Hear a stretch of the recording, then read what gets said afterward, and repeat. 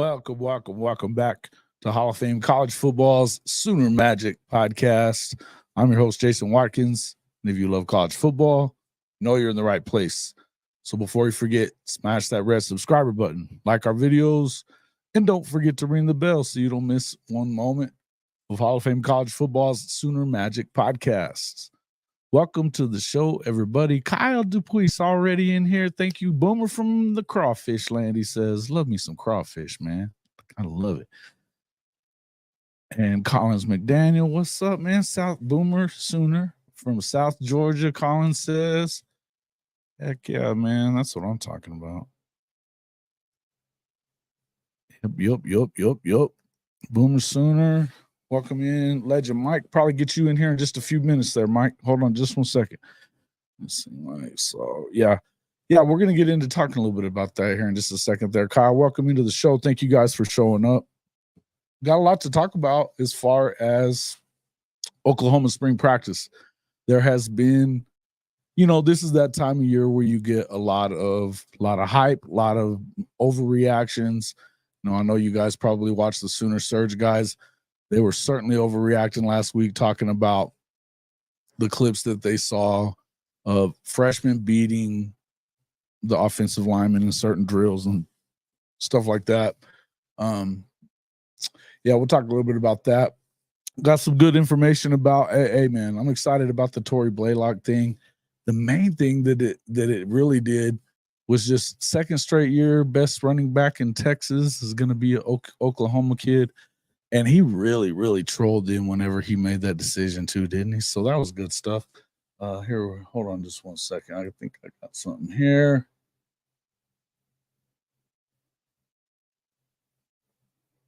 Horns down, motherfucker. I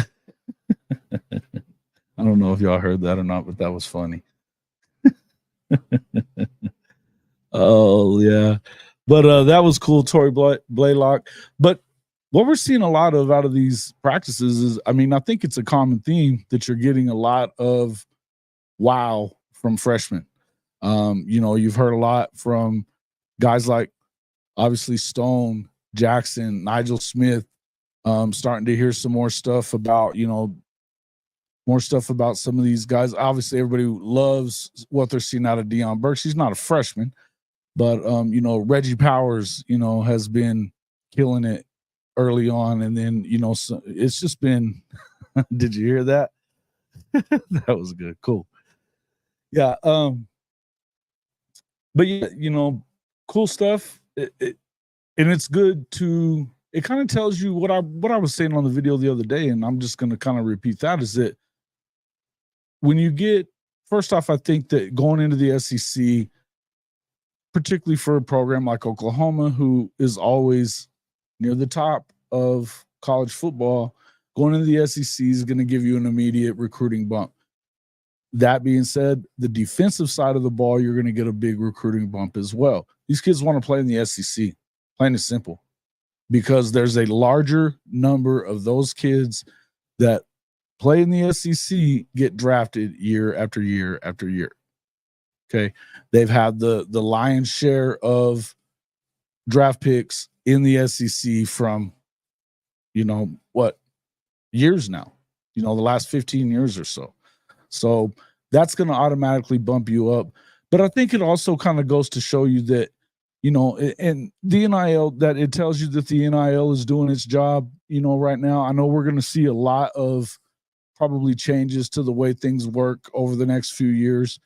The transfer portal is never going to go away, but you're attracting these kind of players that are going to, that they want to play in the NFL, and they want to play for defensive-minded coaches like Coach Venables, Coach Bates. They put a lot of guys in the first round of the draft at Clemson. They put a lot of guys in the first round of the draft when they were here at Oklahoma as well. Or, Coach Venables was here at Oklahoma. He was putting guys in there too, right?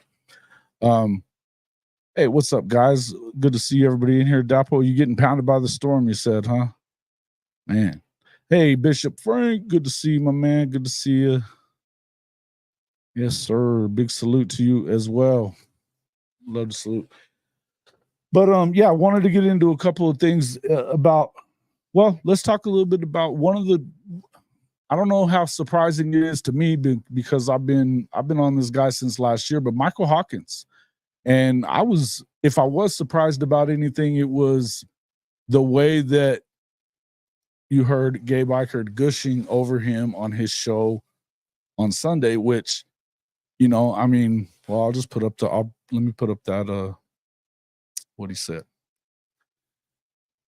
As impressed as I've ever been from a freshman quarterback this early into their first spring in Norman. And that includes Caleb Williams' freshman season.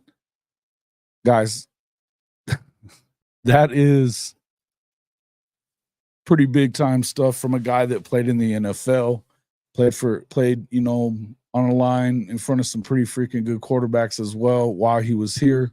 Look, not the only person that's been saying it. You've even heard stuff from my favorite guy, old Parker Thune. Look, plain and simple is, and I've been saying this from a year ago, this is the kind of player that this is one of the reasons that little thing with Barrett Salee on that SEC podcast was just laughable to me, because he was basing his wild opinion about Missouri being in better shape and going to be better moving forward into the SEC as Oklahoma enters the SEC, that Missouri was going to be better with Drink than what Venables was going to do. And his main reason was because, are you going to be able to still bring in these Heisman level quarterbacks? No, they're not going to want to come there. What does that even mean? It made zero sense when he was saying that. This is a guy that, yes, and I'm not. First off, Jen, thank you for that statement right there. I was hoping that somebody was going to say that. I do have to remember he was going against the second string defense. But what I'm going to tell you is if you haven't already seen it, I'm going to cue up some of his highlights for that, what we saw from him in high school as well. He carried a team at Frisco Emerson that was in their fourth year as a program period to the semifinals. They lost to the eventual 3 straight state championship, South Oak Cliff, and he didn't play bad. Talking about a guy who had 55 touchdowns. He only had like 5. I think he had 5 turnovers total. Listen, I'm just going to tell you that this is the kind of player that, and I'm not even saying that that Jackson's in trouble. But one of the things that I did see that I really like seeing up here from Kyle, look, it just could make Jackson Arnold play that much better. But we have heard that, he's had his struggles at times. It is early in the spring season, in spring practice. He's got the entire summer and fall to get ready for this season. And I think a lot of Jackson, there's a reason the dude was a 5-star, right? But what I was getting at is that what Barrett Salee was talking about was acting like that they're just recruiting a bunch of chumps. And that's not the case at all. And here's the deal. If this guy is throwing it as well as he is, which we saw all of last year from him playing in Texas, big time football, taking a team all the way to the semifinals that, he kind of carried them, His dad played 12 years in the NFL. The thing that was most, when Gabe was talking about it, that was the thing that I noticed the most in watching. I watched every playoff game that he had, and I watched pretty much every stitch of film I could see on him. One of the things I really liked about him is not the fact that he can run a sub 4.5 40, right? It's the fact that he doesn't just take off whenever. A lot of times, like Gabe was talking about, these athletes, they use that probably a little more often than you want them to, or they're quicker to get out of the pocket and run, right? That would be my thing. It's one of those things that you kind of have to think about. Some of these guys, what's up, Mars? Good to see you in here, Chicken. Stephen G, Mars, Jams, Chicken. Jen, I'm glad to see you in here as well. But look, the guy is the real deal.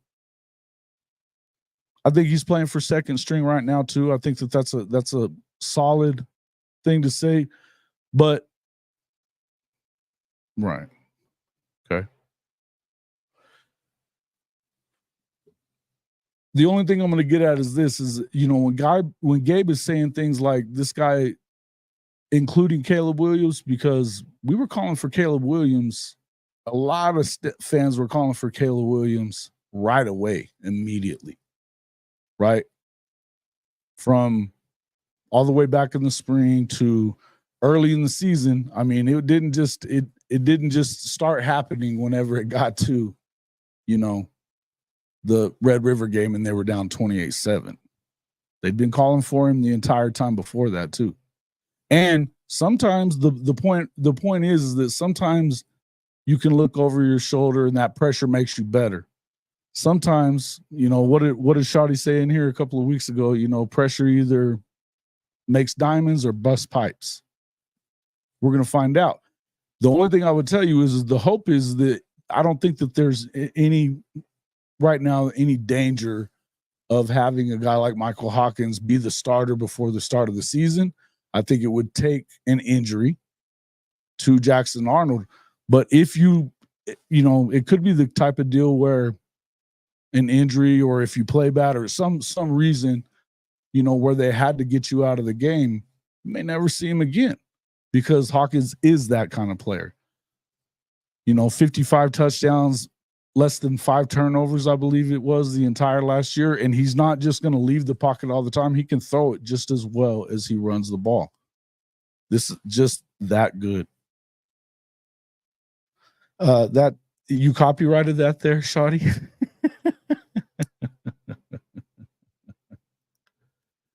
Yeah. It's exactly what he said. And if you noticed, if you've watched any of that kind of stuff, if you watched any of his film, that's exactly the truth. Now, he had games where he was able to run the ball a lot more. And I think he had that one game when he was at, I think he played at one of the Lubbock schools out there in Techland. And he had two rushing touchdowns that were, I think one was like 90-something yards and one was 80. And I mean, he was gone. And you saw it a lot all year, but he had a lot of passing touchdowns as well. And he's not just, he's not one of those players that is just getting out to go, because your Lamar Jacksons, Jalen Hurts, I think was a lot better runner than he was a thrower. I think he's still a lot better runner than he's a thrower, right? That's just my feeling. Yeah. Hawkins, Chicken says, Hawkins, what I thought Casey Thompson was going to be with his father's lineage. Yeah, listen, I think that what he's doing right now almost surely says that Casey probably not going to be your backup. He might be your emergency break glass come in quarterback if he's healthy enough, but I don't even know if that's the case at this point. Just one of my deals. I have said this for a while now that I'd love to see. I didn't really feel like Casey was necessary, right? I just didn't, because I don't know that at this point that Casey's even better than, because we haven't gotten to see, General Booty even. And he's listed as the number 2 quarterback still because they haven't really changed anything as far as that goes. But I think that Hawkins is going to be the number 2. And I don't know that you really needed Casey. I understand why he's there. I'm okay with it. But I would much rather see if Jackson goes down for longer than a week, I wouldn't want to see anybody but Hawkins. Trevor Knight, Baker Mayfield situation. It could be. Sooner Cowboys, welcome in. Yes. And he does, man. He's got big time arm. He's fast. I don't know if he's quite as fast. I say that, but he might be as fast as K1.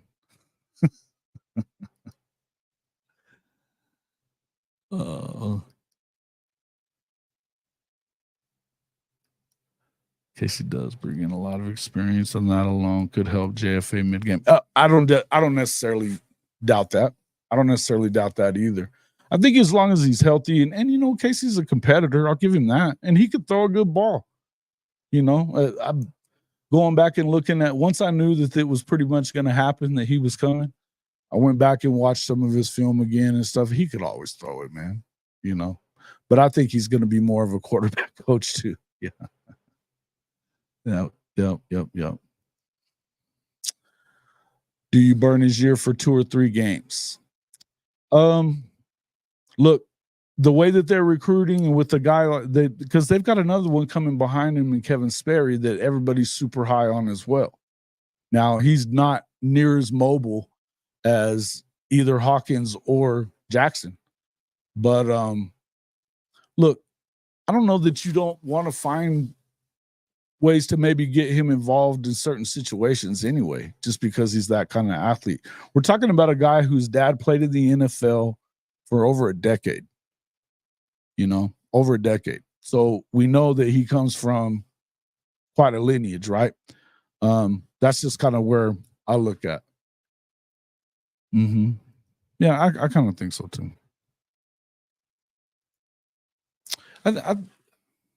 Yeah, and he kind of talked about it. He wanted to be back at Oklahoma. It was good for him and his family, and he wanted to be there, and that's fine.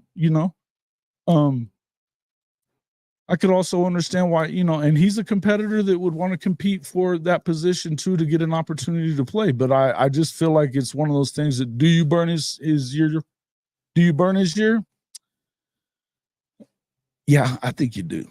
I think you do, man, because it's an opportunity. If we're looking at a situation where you're trying to win now, and I don't think that first off, there's always a situation where it's always that situation in Oklahoma, Shawty. You want to win now. And with this defense being as solid as it looks right now, and the only place to go is up. There's a lot to prove going into the SEC.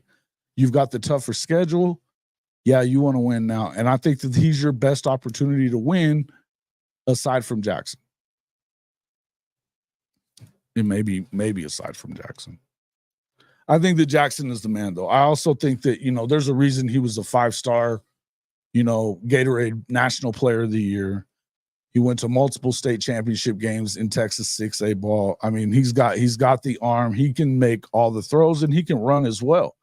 I just think that it's a situation where if you definitely, and this is a great problem to have.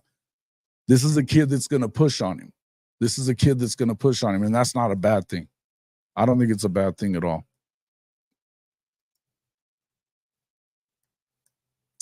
Yep. Mm-hmm. Yeah. Hopefully you don't need them. Absolutely. And I think that, I'm not one of those guys that thinks that you want to just pull the plug on what you had already had planned.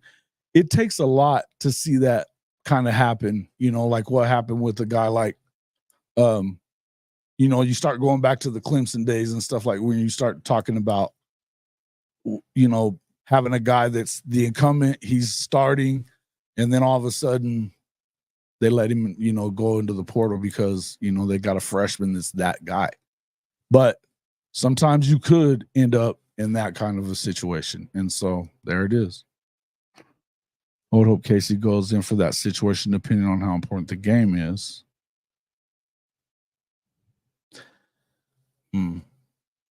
Yeah, I mean, well, I mean, what? Okay, so this is assuming if we have a playoff shot. Now, think about this for a second, Kyle. I think that a 9-3 Oklahoma team gets into the playoff. With the schedule that they're playing, you're playing Alabama, Texas. Everybody's in love with Mizzou. Everybody's in love with Ole Miss, and then LSU on the road as well. I think a 9-3 probably gets you in. So unless you've already, and if they've already lost 3 games by the time something like this was to happen, then chances are, and depending on what it is, but you may already be seeing a guy like Hawkins in there, somebody else at quarterback. If it's because they're not playing well, I believe that they're trying to go now.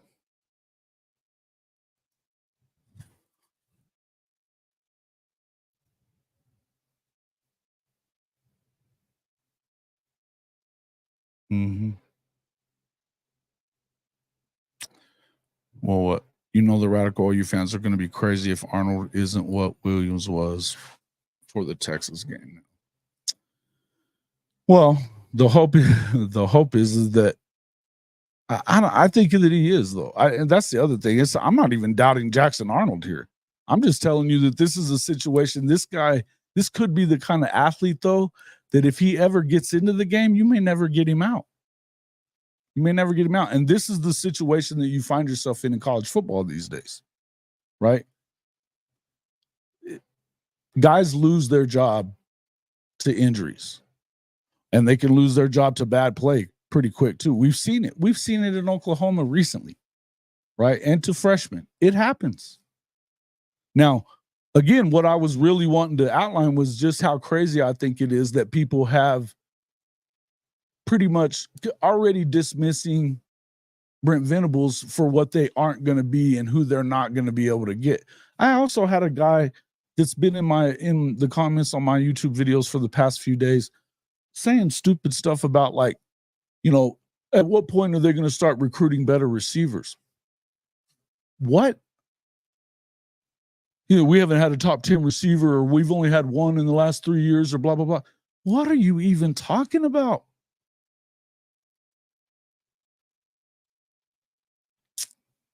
And mess up. Here we go. I don't know why PG's worried about Mizzou either. I'm not either. PG. Yeah, I was busting your chops earlier, brother. Thanks for coming in, though. Thanks for coming in. Now, look, and in fact, I'll welcome both of you guys in here if you guys want to jump in real quick. PG, I'll send it to you as well. You guys jump in real quick. Sooner Legend, that's in there. And PG, let me find you, PG.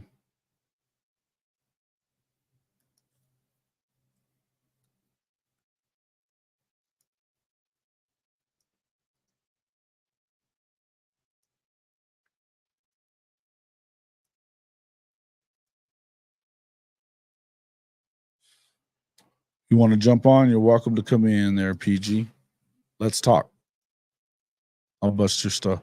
Everybody thought, I should call him. Yeah. I think you're bonkers on that one.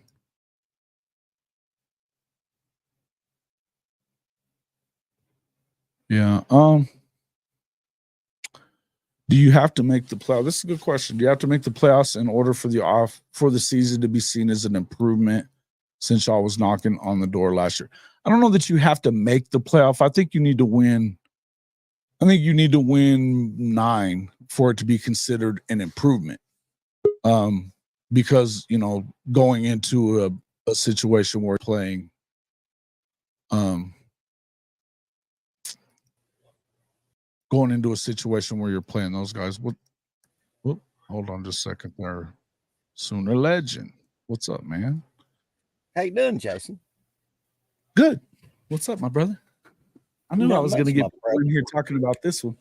What do you think about the question at hand, Michael Hawkins, and where it could? I mean, look, I'm glad that he's good enough to push Jackson. Is the main thing that I'm trying to get at. I think more than anything, but I also think that he might be good enough to where if you go out with an injury or anything else, you may never get back into the game. What do you think? Just saying from what I saw out of Hawk when he was in high school, especially last year, yeah, he was ready for the big stage. And Jason, you and I have even discussed this on telephone conversations. Mm-hmm. God, I don't want nothing happen to Jackson Arnold, but if it does, and Hawk comes in, Hawk is going to have a hard time getting that, or Jackson's going to have a hard time getting that spot back from Hawk. Hello again, PG. What's going on, guys? What's up there, PG? Welcome to PG, the show. I was kidding with you, brother. I gotta come in here because listen, I'm the only one that called Missouri to win like 9 or 10 games last year. When I said that on Ty's stream, everybody thought I had lost my damn mind, and I was like, They had a schedule to do it with, and they got a schedule to do it with again. Exactly the point. Except, look, to win 10, that means that they got to beat Oklahoma and Alabama, or they got to win their bowl game. That's a possibility. Okay, we're talking about in the regular season, man. Come on. Okay, well then they only won 9 games in the regular season. No, they won 11. Wait, they won 11 games this year? They won 11 games. But oh shit. But here's the thing. The best games that they had, or the best wins that they had, were Kansas State and a third string quarterback Ohio State team. And it took a 60+ yarder at the gun to beat K-State at home. So, and K-State wasn't what they normally were. They didn't look very good last year, you know? I mean, at the end of the day, though, and I can't remember who I was talking about this with earlier, but I mean, you win those close games early, you learn more about your team, you learn how they can fight through adversity, and I think Missouri figured that out. And at the end of the day, it's all about winning ball games. I'm so in love with those guys and drink, dude. Come on. I'm not in love with them. I'm just saying people just, I get it. Drink's an easy person to make fun of. I get it. At the end of the day, though, you can't overlook Missouri and just think they're going to be a cakewalk. Like, there is a chance Missouri is going to be a good team next year. What's up, JJ? Welcome to the show, sir. And y'all caught me in the middle of my Super Mario Wonder time, so I might or might not be playing that while we talk. Subscribers. Hey, congratulations on the 1,000 subs there, JJ. Talking college football with JJ Kitchen hit their number 1,000 subs this past couple of days, so we're excited for you, man. Nice. It's only up from there. Now the algorithm pushes you a little bit more. That's right. So, what are your thoughts about what people are saying about Michael Hawkins there, PG? People are saying Michael Hawkins can beat out old Jackson Arnold. Is that what they're saying? Not necessarily that, but first person I heard talking about it was Gabe Eichert, and he was gushing. Gushing about the dude. Said that he looked better at this time than anybody that he's seen at Oklahoma, including Caleb Williams. Okay, I don't know what Gabe Eichert was smoking, but I need some of whatever he was smoking because Caleb Williams was a generational talent. I don't think Michael Hawkins is that. I don't think Michael Hawkins. I have, and I don't think he's Caleb Williams. I'm just gonna be straight up honest. Caleb Williams was, and if I'm gonna be honest, if Caleb Williams was at Oklahoma and he didn't leave to go to USC, there's a chance OU probably wins a national championship. That's the kind of player Caleb Williams is. I don't think Michael Hawkins is making that big of a difference. Not with that freaking defense, they weren't. And I'm talking about if at Oklahoma, if he would not have left Oklahoma to go to USC, they weren't going to probably wins a national championship. Last year, maybe, but I don't know. Maybe it's possible because Caleb Williams by himself, they would have beaten Oklahoma and USC. Time they wouldn't. Yeah. I think they could have, but I'm going to tell you that I think that Michael Hawkins is that kind of guy too. I need to see it. Look, I need to see it on his dad was over a decade in the NFL. This kid is an athlete. He's got the speed. He can throw it. He can throw it as well as anything that I've seen come out of Jackson Arnold too. I'm just saying I wouldn't be that surprised. And he even said that he's not seeing him get out of the pocket too early. When he does, he's very fast. But he was talking as much about his throwing as he was anything else. Yeah, I'm sure he's got a good arm, but I mean, at the end of the day, I don't think he's going to beat out Jackson Arnold. Because here's the deal. Just like we saw with Caleb Williams. I don't think that that's what he said either. I think that the question that I'm having is, say he gets hurt in a game. Mm-hmm. He might be good enough to never give up the spot once he gets in. I don't think that's going to happen. And I only point to give me a reason. Don't just say that. Look at Caleb Williams when he was at Oklahoma as a true freshman. Yeah. He struggled against good defenses. True freshmen struggle. Look at guys across the country. It happens all the time. Hold on. Look at Dante Moore last year. Hold on. He struggled. The games that he struggled in, Lincoln got exposed against freaking Baylor. And I don't care. I'm going to say this forever. Lincoln threw the damn game to Oklahoma State, running the same I agree with play you. over and over again. I agree with you. And he also, look, I don't think that his head wasn't in it. Thought, look, think about this. The year before, how quick was the trigger to pull Spencer out of the game in the Red River when they got behind, and they weren't even that far behind. He waits till they're down 28-7 this time around. That's how good Caleb was. Now, I'm not the best thing to have happen is Jackson Arnold does well, but there's nothing wrong with a guy that can push you to get better. I just don't see it. Jackson Arnold, I think, is a way better arm than Michael Hawkins. He definitely has the better deep ball. Michael Hawkins is going to have more mobility than Jackson Arnold. But, I mean, I am not a fan of starting true freshmen at your quarterback position. Sometimes they could. And I think that he was definitely underrated, too, by the way. I just think he was underrated. But to compare him and say he's better than Caleb Williams or he's on the same level as Caleb Williams, I don't.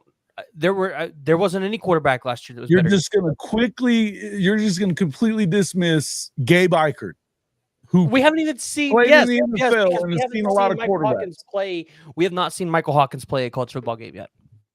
No, we haven't. And I've seen, and he's been playing 3 years of Caleb Williams. So let's make it. I mean, let's be obvious. Let's be clear about it. It's not exactly the same as running against these guys that are running number one right now either. I understand that. I'm just telling you, this is the guy that has the kind of tools that he gets in. You may never get him out of there. We'll have to see. I don't see it. In the SEC, they're going to eat him alive as a true freshman. I don't understand why you even say that. Everything that everybody's saying about the kid right now is that the moment isn't too big for him right now. And he's going up against an improved second team defense too. It's practice. I don't care. I'm telling you what I saw from him. He carried a team that wouldn't have got into the playoffs at all if it wasn't for him in Texas big time football. He gave South Oak Cliff all they wanted last year. They've won 3 in a row. This kid is another level of player. He's a much better player than people have given him credit for. I think he's a very good player. And put him on the same level as Caleb Williams right now. He hasn't done nothing yet. He hasn't done nothing yet either. To put him on the same level as Caleb Williams right now, you keep going back to Caleb Williams. I'm talking about Jackson Arnold. Who's the quarterback right now? Because you said he's better than Caleb Williams. He might be better than Caleb Williams. I did not say he was better than Caleb Williams. You know who did? Your boy Gabe. Hey, Gabe ain't my boy. Gabe and I ain't never talked. He ain't my boy. Bro, you need to behave yourself. I'm telling you. I don't agree with this. I think this Jackson Arnold. People are so quick to jump off the Jackson Arnold. I'm not jumping off the Jackson Arnold train at all. I'm not saying you. First and foremost, I'm not even really quick to do this, and I'm not either. Yeah, I don't think that that's what anybody, and I don't even think that that's what Gabe was doing. In fact, I know that's not what Gabe was doing at all. He was just saying that he's seen more out of this early. Just what the quote said, this early on, this is the best he's seen a quarterback and as polished as he's seen. He said he went in expecting him to make a bunch of mistakes like we were seeing, what's his name? The other freshman, Zerberg, was making more mistakes. And he hadn't seen him make a single one. Yeah, but Zerberg's also nobody expected him to come in and no, he didn't expect anything out of Michael Hawkins either, though, is what he was saying. Michael Hawkins was expected to come in and go, if you need him to win 1 or 2 games, he can do it. But to say if Jackson Arnold goes down, he might never give the job back, I think that's a little bit of a stretch. I mean, well, I meant was, like I said, what I said was if Jackson Arnold goes down, Mike Hawkins is that type that if he has to start 1, 2, maybe 3 games, it would be hard for Jackson to get that job back. Now, is it going to happen? Probably not. And I'm high on Jackson. Have been since the young man was at Denton Geyer.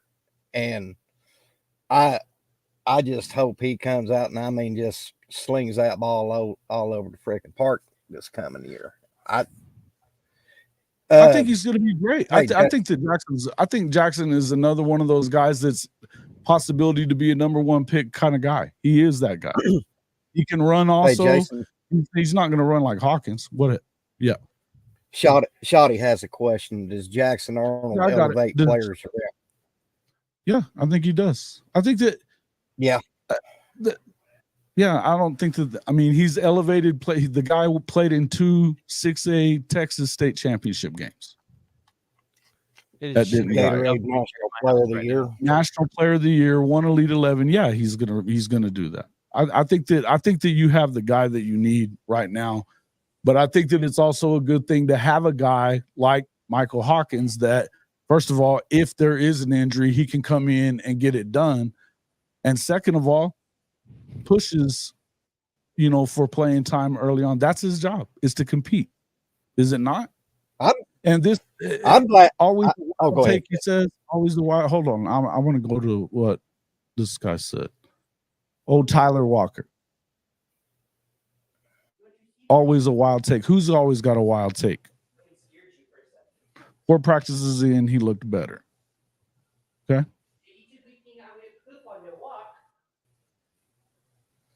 I mean, I don't even know what you're saying to that. Nobody's saying. I think more than likely he is, unless he doesn't perform, maybe, and they're not winning. I don't think that the only way that you could see another quarterback is if there was an injury. Now, I think that that's the most likely scenario, but there's other things that could happen, man. If Jackson Arnold doesn't succeed, Oklahoma's going to be a laughing stock. I'm just going to put that out there. Social media is going to have way too much fun with that. PG, that's a lot to say that, because this is a kid that has just as much arm and he can run. So he's bringing more to the table than just your average quarterback. No. I'm just saying they can literally put the game on his back and run the football. Isn't necessary. That doesn't mean that they're going to be a laughing stock. It doesn't. No, I'm just saying if Jackson Arnold actually flops, like, people are going to have way too much fun with that on social media. If he were to flop, then you definitely need to put somebody else in. And who better to have than a guy that is mobile and can throw it as well? So you've got a receiver room that's deep. It's the deepest one in the country, probably. You've got a running back room that's got a lot of depth in there. We need to see what they do. But, one of the things I was going to say, I actually liked your take, what you were talking about, that you think that the offensive line could be the strength of this team because of the fact that, first off, there's not a ton expected of them. And number two, they got to go up against a nasty D-line day after day after day. Well, I just expect a lot of those second-year guys to take a big step. Jake Taylor, if he's healthy, I think he's a good rotational piece. Same thing for Logan Howland. I'm really excited to see him. A lot of upside. But to this guy's point in the chat about Rattler flopped because of Lincoln Riley. I hate to say it. Rattler was going to be a lot better than I think. Rattler's going to get to the NFL. He's going to sit behind a really decent quarterback. And in 2 or 3 years, we're looking at Spencer Rattler and being like, how is he not that in college? Lincoln. He's got a lot of growing up to do, bro. Lincoln did Rattler a lot of disservice. I ain't going to lie. Yeah, Lincoln did Caleb Williams a lot of disservice too. I think he did. But no, I mean, I agree. I don't listen, guys. First and foremost, all you folks in the chat, I'm not saying that I want to see Hawkins and not JFA right now. That's not what I'm saying. I'm telling you that, I mean, look, we're getting rave reviews out of practices from the guys that are there watching it. That's it. We're just doing the shit that we're just doing a what if scenario. Yeah, look. Yeah. If Jackson Arnold has a bad year, does OU go look for a new OC? No, I don't think that's the case. I think you have to look at I don't why think did it's gonna Jackson be. Arnold have a bad year? Because he had a bad game against Arizona because he had a makeshift offensive line. And I mean, let's be honest, it was not a I good don't think it situation. was about the line. I think they were fine. I think that he made mistakes that freshmen make. Well, yes, but at the same time, His timing was terrible. the But I makeshift don't even think offensive that. line and not having that chemistry, that was that. But It was I also think that they were taking shots with him to see, what are you going to hold back for in that situation? You got to have some stuff to coach up, and they weren't averse to taking shots. When your timing's off and you got a good secondary, you're going to get picked off. Some of the throws he made, they were what they were, but he also made some throws that you never saw Dylan make. That 61-yard Brennan Thompson pass. Chicken, what are you getting at? Because I saw everything, and I'm not down on Arnold after the Arizona game. I never was either. I'm just saying a lot of that Arizona game, and I look at what I'm saying is, if we're looking at a new OC, you have to look at the situation. Did Arnold have a bad season because he was sacked 30 times or 35 times and he couldn't get any protection? Did Jackson Arnold not have a good season because his wide receivers couldn't catch the ball to save their life, right? Or did Jackson Arnold have a bad season because, well, he couldn't get it done? Like, it depends on what. Yeah, of course. I don't think it's necessarily. I mean, I don't think you immediately. First off, I'm not going to predict that Jackson Arnold's going to have a bad season because I think it's going to be hard for you to have a bad season. If you have a bad season, it feels like to me it's maybe you're just not ready because you got, like I said, probably the deepest receiver room in the country because there's all those guys could start probably in any other program in the country, and there's a bunch of them in there. So you're probably going to lose some of those guys, but I'm just saying you've got great receivers. You've turned the tight end room into probably a strength of your team instead of, it was non-existent last year, man. Poor Stogman being held together by freaking duct tape and hope, Shoot, I told, I think I was talking to you earlier. I said Dawson Stogner going to South Carolina killed his career. He should have stayed in Oklahoma. Mm-hmm. Yeah. But because he left and came back, I think that killed his career. Mm-hmm. But I mean, I don't know. I think Jackson Arnold's gonna have a great season. I think he ends up anywhere throwing between 30 to 35 touchdowns. Get hurt or something like that, unless there was an injury or I don't really know how you're gonna have a terrible season offensively unless you I think he's gonna have 30, 35 passing touchdowns. He'll probably throw about 10 interceptions, and he'll probably run for about 5 touchdowns. I think that's what he'll do about next season.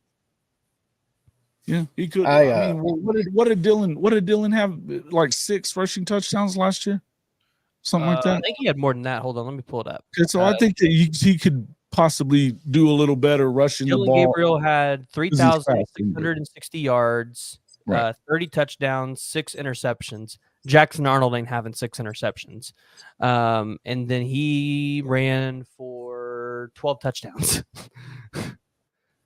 Yeah, 12. Yeah. See, I could see Jackson having that kind of a season too. You think he can have 12?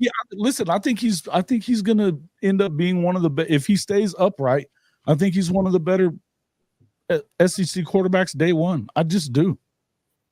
Well, I think definitely the situations he was put in last year, having to win that BYU game and then having to play the Arizona game, definitely helps him a little bit. Where I think like a guy like Nico.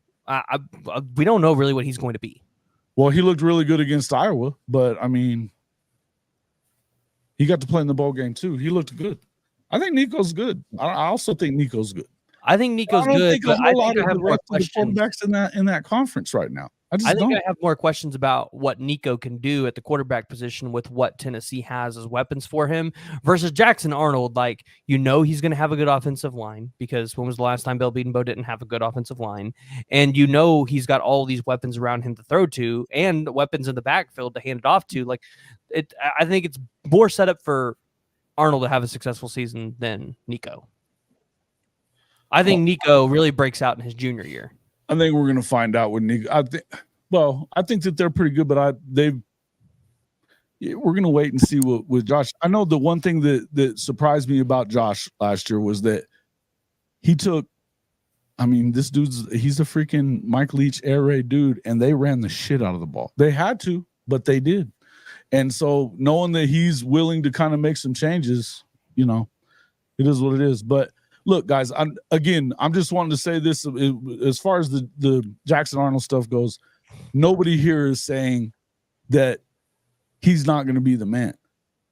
What we're saying is that they got two guys that can be the man. That's where I'm at with it. And you know, I'm going to listen to what Gabe Eichert has to say. And even, you know, hey, PG, even your boy Parker was saying he's great. Parker ain't my boy. Parker ain't my boy. I know he's not. That was facetious. He's not my boy either. Listen. He's a good dude. You know, he's a good dude. We just don't see eye to eye on some things. It's okay. It's okay. I don't agree with Gabe. I don't agree with Gabe on that. I think that's look. But you haven't seen him. You haven't seen him in a full practice either. I'll get to see him in the spring game, I bet, and I guarantee you he ain't gonna look like Caleb Williams did in the spring game, because Caleb Williams in that spring game, we all walked away. I remember walking away and talking to people during that spring game, and I mean, people were like, people literally were talking about how, he could take Spencer Rattler's job. That's how good Caleb Williams was in the spring. Mm-hmm. It was that. I don't think Michael Hawkins is going to be that guy. I do. I think he is going to be that guy. And I also think that seems to be more mentally stable than what we're seeing Caleb Williams. If you want to start talking about Caleb Williams right now, I don't know what I think about his ass at all right now. Okay, listen, Michael Hawkins definitely ain't going to be painting his fingernails. Listen, do I agree with the way Caleb Williams? I don't care about that so much. It's just the constant this attitude that he seems to have of his whole approach to this draft thing is weird to me. I kind of wonder though how much of that is actually really true. Like, I mean there's how much of it's really true. Well, I saw him in the stands doing his little dance with his pink phone and his pink, you know, lipstick gloss on or whatever. I saw him on GQ wearing a dress, and I saw him crying in his mother's arms, like bawling like a baby during the season when they lost to Washington too. Look, you want to know what he was telling her? He was telling her I should have stayed in Oklahoma. There's things you got to kind of wonder. There's things you got to kind of wonder about this guy. Yeah, they probably should. He probably was saying that. Yeah, that's what he was saying, guys. He was saying he should have stayed at Oklahoma. I don't blame him for crying. I'd be crying too, going and playing for Lincoln Riley and Lincoln Riley. There's just a lot of things that are going on with this kid that seems to be a little out of whack. And part of it had to do with Lincoln and the way that he did things. Look, if he'd have ran, they had the best running back probably in the country last year, and he got 10 carries a game because Lincoln went away from what he does well. That's why they freaking only won 7. You know, it's wild for me. They only won 7 because of that trash ass defense. They should have only won 6. Wasn't just because Colorado couldn't pull out one last because of that drive. It wasn't just look, and if it wasn't for a missed 2-point conversion, they would go 6-0 to 0-6 to finish the year. So something's just weird. But I'm telling you that I don't think that. By the time all is said and done, I think Michael Hawkins is going to be a Heisman level first round number 1 pick type of guy. Maybe, I do believe we'll that maybe we'll have 2 first round picks and 2 Heisman quarterbacks back to back again. Wouldn't that be sweet? Would it be a huge surprise? And you know, Barrett Salee over there talking. I don't know. To the entire college football media, it might be a surprise. Well, that's what I'm saying. We're talking about like what Barrett Salee said on the SEC podcast, talking about that Mizzou was going to be better going forward because Oklahoma's not going to be able to recruit the kind of quarterbacks that Lincoln used to.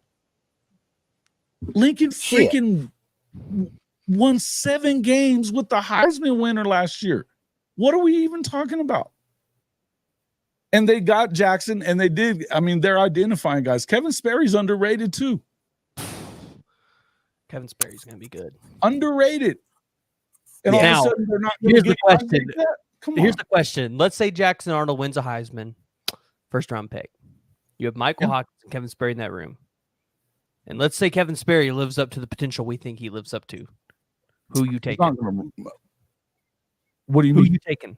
Michael Hawkins, who let's say is really good. Hawkins has more in his bag of tricks than what Kevin has. I love Kevin's arm.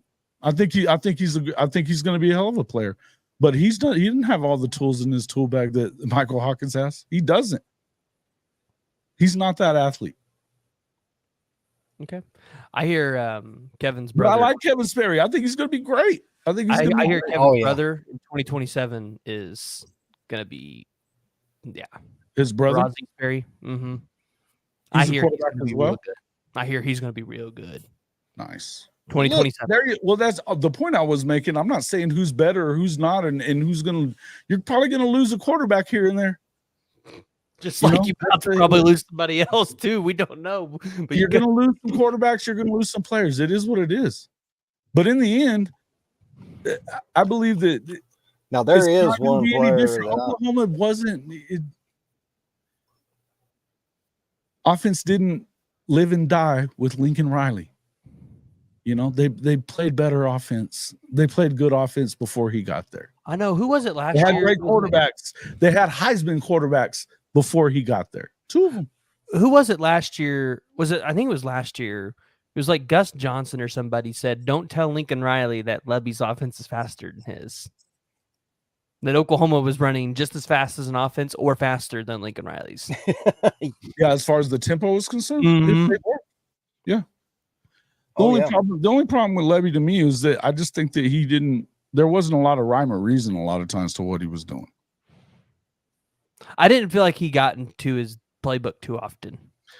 It's like he had like the first 3 pages of his playbook. Exactly. And he's like, this is where we're going to stay. And then like every once in a while you see him dip into it. What was your goal? What was his goal from game to game? I mean, scoring points is an easy thing to say.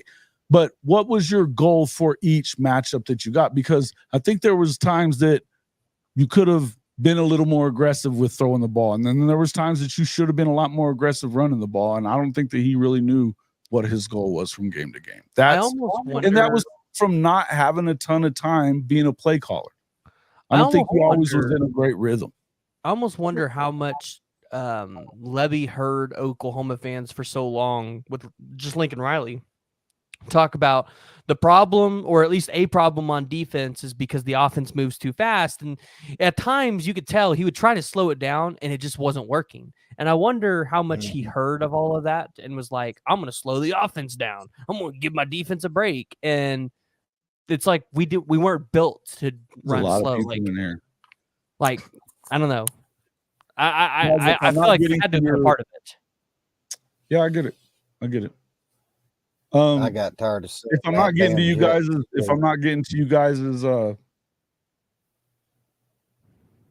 comments in here, it's because there's a bunch of you. We got over 200 guys in the stream right now.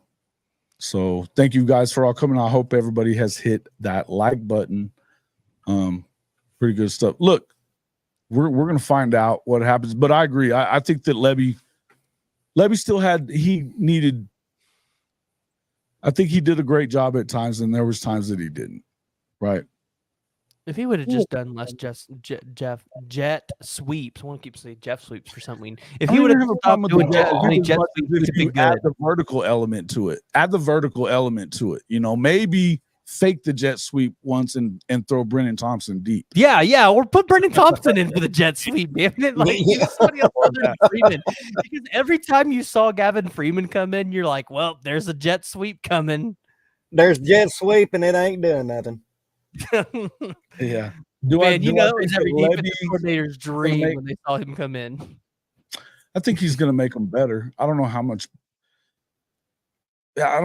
better they can really be with Blake Shapen being their quarterback.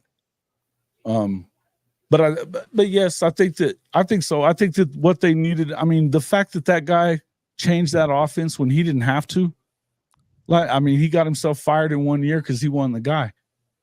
Look, in order to, at places like Mississippi State, even with NIL, even with the money you're about to make with the college football playoff, you've got to have an offense that can put people in jeopardy because you're not going to stop anybody.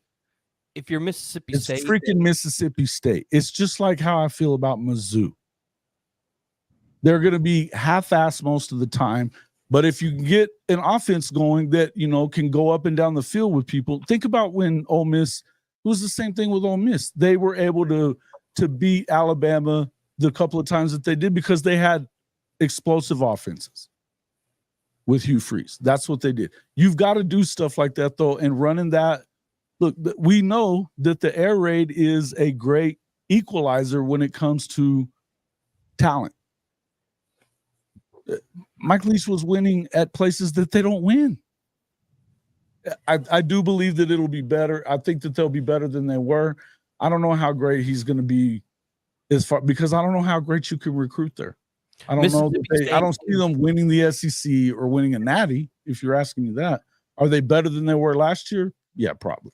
Mississippi State, I mean, they're not, like you said, they're not going to win a national championship. They're not going to win an SEC championship, but they can be competitive at that program. Dan Mullen had that program at the ceiling. I think the problem is Selman's got to give Jeff Lebby 4 or 5 years. And the reason why I say that is you have to give Jeff Lebby the ability to actually, if you can win 8 games a year, you're doing great there. Well, you know what? Get a better job if you win 8 games a year. All Jeff Lebby has to do is go find the Caden Woollards of the world. That's all he's got to do. He's got to go find these undervalued, underrated players and develop them and get the most out of them. If he can do that, he'll get this program winning 9-10 games a year. But he's got to be able to do that first, and that's going to take a lot of time to build a roster full of that many kids. Here's a good subject. Canic to running back for a 2-3 back big package. We were actually talking about that earlier. That's what. Listen, I wouldn't have a problem with it. I wouldn't have a problem with it. Yeah, hey, Jason. But here's the other thing. I think that tempo's great sometimes. But what the problem is with tempo teams is that they don't really change tempo that much. And I agree with what Dapo's saying here. It puts you in a bad position defensively when you're always tempo. Because if you're scoring right away or if you're going 3 and out and, you know, it only took a minute off the clock, you got your defense on the field an awful lot. I think that was half the problem with Lincoln Riley's defenses while he was here. Sure. Because he had players. If you watched them last year at USC, you cannot tell. They had guys there to play defense. They just didn't get it done. Now, you can blame all that on Alex Grinch if you want to. I think a lot of it had to do with the fact that even when they were doing really well, they were scoring quickly. And so if you're only taking a minute off the clock, even if you scored a touchdown, it's still not great for you. You know what I mean? If you're not taking any time off the clock, there has to be times that you can run and get the clock running. I want to see them run the ball more and make more of a concerted effort to run the football more. And I think that you probably see that with Seth. I don't know that you're going to see quite as much tempo here. I think it'll be more balanced. I think a lot of it happens to be I think you got to get just a good running back duo that can consistently stay healthy is the problem. Yeah. So Jace, that's what I was saying, Jay. I think that you're going to see more of that with him as well. I really feel like less tempo, more, you know, let's run the ball. And look, you want to attack them, you want to score, you want to be explosive, but I think that athletes on defense kills tempo. Yeah, it can. Yep. Right. But you would agree with what I'm saying is a lot of times with tempo guys, they don't know the other speed. You either go that speed or you don't go any speed. And that's what we saw with Lebby for sure. I think Lebby, though, he really wanted to try. I think the problem was he just didn't have running backs that were consistently healthy enough to be able to have that consistent running game. Yeah. Yep. I mean, look at it. Alabama, when they had Tua in them, they could control the clock, and then they could move really quickly. You just got to have those good backs. Yeah. Which I think we have. I think this year we have that. Even if like a Javante Barnes goes out with the foot injury, I think we have enough guys to do that. You know. Yep. But also at the same time, though, if someone's going to give you an open field to take it to the house, I mean, you got to take it. You can't just look. That's not what I'm saying. That's not what I'm saying. I'm just saying that, you know, deliberate is okay. A huddle every once in a while doesn't hurt anybody. You know. Gosh, about the Oklahoma huddle, I might puke. I haven't seen that one. I remember last time I seen Oklahoma huddle like that. The other thing, but here's what I would say with the headset situation.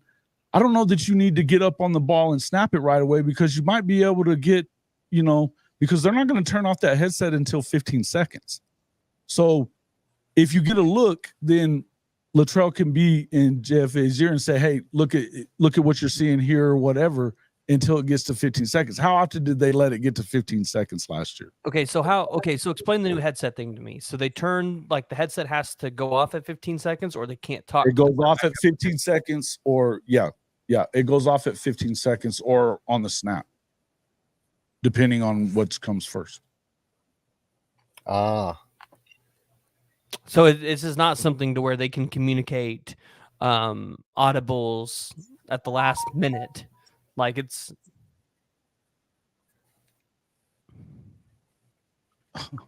right. What are we talking about here? Again, Tyler, you gonna come in here talking smack still? Levy wanted to end the season so he could head on out. I don't know about that. I don't know how soon he was in contention for that job. I think they knew pretty early on that they were done. Or that, I mean, they fired the head coach before the Egg Bowl, didn't they? Who? The other coach. Zach Arnett, he wasn't meant to stay in that job was the problem. And Zach Arnett knew that. Right. That, I mean, the thing they may is, have even had a couple of games left before that firing was not like, that was not an unexpected firing. Everybody knew that was coming. Mm-hmm. In fact, I almost wonder if Zach Arnett did well if they would have kept him. Yeah, I think that the headset, it could be helpful. It could be very helpful there. That's what I was saying. And then that also, though, that would give you, you don't have to go so fast. If you could maybe get up there and take a look at what you're seeing. Yeah, you know, now I see what maybe people, now I can see how a true freshman might succeed more now in a situation. I totally didn't think about this when we were talking about Michael Hawkins. But you put a true freshman out there and they can communicate with their offensive coordinator up to the 15-second mark, that might help them out a lot more. So I didn't think about that. You're assuming they have a bad offensive line? They don't have a bad offensive line. They have a new offensive line. That doesn't make it bad. Who said we had a bad offensive line? Richard Shear. Too tough a schedule, weakness, offensive line. I bet anybody heard how I bet this is the top 5 offensive line by the end of the year. It's pretty early. Yeah. Look, they've got guys, and they've got the best offensive line coach in the country. Yeah. And when I say top 5, I mean top 5 in the SEC, not like top 5 in the country, but top 5 in the SEC for sure. Has anybody heard how Everett is? I know he got a little dinged up. Camp. I haven't heard. I know he didn't play in the scrimmage. He'll be back for how bad it is. I'm sure he'll be fine. But also think that Joshua Bates is also another one of those guys that's going to be really good at center. Another big kid, 300-pounder. We'll see. So, he chooses Jason, violence. like last year when you and I first became friends, and I was telling you about Okoye before he came to OU. I get to do the same thing this year. I'll be reporting to you like I did with Okoye, CJ Nixon. On who? CJ Nixon. Yeah, and you've already seen Kevin Sperry too. You know about him. Win at least 9. Let's see. Jay. Yeah, I seen Sperry and X-Rob. But yeah, Weatherford's about an hour and a half from me, so I'll get to go watch some. What's your PJ? What's your thoughts on CJ Nixon? Is he going to play basketball or is he going to play football? Weather prediction. That's my thought. Yeah, that's the problem. He's really good at both. Which one's he going to do? Which one does he want to play? That's the question I got too. Guys, we got over 200 people watching, only 25 likes. Come on now. Yeah, wipe your feet as you come in this house. Make sure you get in there and take a look at that. Let's see what we got. It probably wouldn't hurt him to play basketball because Porter Moser's been dropping them like flies. That's an interesting situation this year for the basketball because there's 3 guys that are originally from the state of Oklahoma that are all in the transfer portal. Obviously, the best one, I can't think of his name, the one from Oklahoma State, probably will end up at Kansas. But if you can land the kid from Drake and the kid from Virginia, Oklahoma's team might not be that bad next year. Yeah, so you've got, I mean, look, you're still continuing to get a lot of these guys that are, have Oklahoma high on their list. I was looking at Trent Wilson. He's got him in their top 4. He's got OU in the top 4. And right now his number 1 has been Penn State. I don't know that you can't beat Penn State out, or that's who everybody's been predicting is Penn State up until this point. Ohio State's also in there in the mix as well, along with what A&M, I think, in Trent Wilson. Oh yeah, I'll just say this: I really like Oklahoma and Trent Wilson. Yeah, and he looks like a stud as well. Michael Fasusi, yes. Same thing with apparently Will Conroy. He's going to be in town on April 10th. There's another 4-star offensive lineman there too.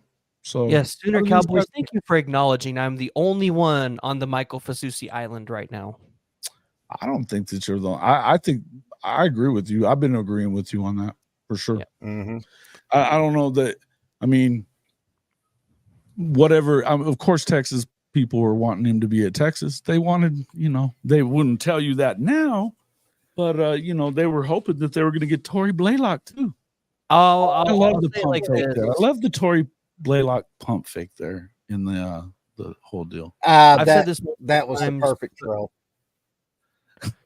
Yeah, I've said this multiple times, and if you guys watched the Michael Fasusi interview, you heard it, but it was specifically stated that everybody's really high on him with Texas right now because he's been to Texas a couple times. He's talked about Texas. His family loves Texas, but he is nowhere near to making a decision. And in fact, he really likes Missouri. So if I had to say there was any team that was really being a rival for Oklahoma right now in this recruitment, it's probably Missouri. I'm about to mute you and kick your ass out of here if you continue with this line of talk.